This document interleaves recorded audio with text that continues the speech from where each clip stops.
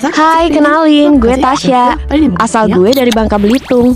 Jadi, kisah ini perjalanan hidup gue yang bikin gue agak trauma karena pernikahan dini.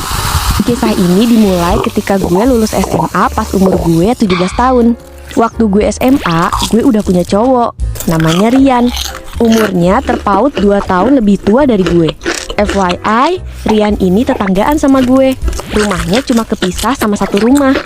Iya, pacar gue memang dekat, 5 langkah dari rumah. Jangan sambil nyanyi ya, lu pada. Walaupun dia tetangga gue, dia udah kerja di kota, di sebuah klub di kota Pangkal Pinang. Pas gue sekolah tuh, gue pengen buru-buru lulus biar gak LDR sama cowok gue lagi. Jarak perjalanan Bangka Belitung ke Pangkal Pinang ya kira-kira 2 jam ke tempat dia. Makanya dia nggak pulang pergi dan milih ngekos di sana. Nah, kan gue udah lulus ya. Jadi gue mulai ikut kerja sama saudara gue di restoran gitu.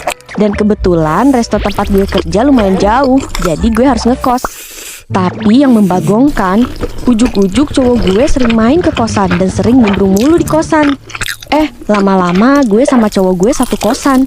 Jangan ditiru ya guys ya. Emang salah banget gue nurut-nurut aja dan akhirnya susah sendiri gue. Setelah tinggal bareng, gue jadi tahu sifat aslinya. Ternyata dia red flag parah cuy. Pacar gue posesif banget, kasar, sok jago, aka so berani pokoknya. Bawaannya mau gelut aja dia tuh sama orang lain. Ada satu momen yang akhirnya gue sesali. Gue sama dia skidi papap. Dan dari sini hidup gue sengsara.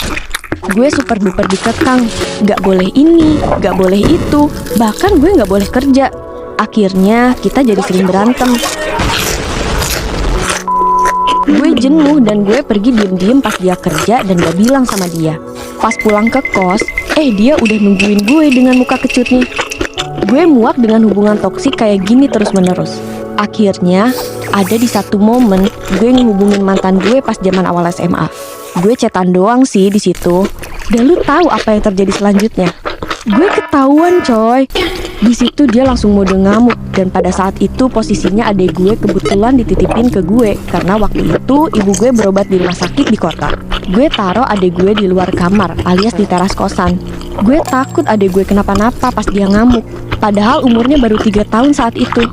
Sampai akhirnya ada yang ngamanin adik gue. Gue kepengen kabur bawa adik gue. Tapi gak bisa, pintu depan dia kunci dan dia ngehadang gue di pintu keluar. Dia banting semua botol kaca dan ngambil kabel mau bundir. Gue rebut tuh kabel dan kaki dia berdarah karena pecahan kaca. Tangan gue pun ikut berdarah karena rebutan kabel yang dia pegang. Gue nangis sambil nenangin dia biar gak bertingkah aneh. Gue ke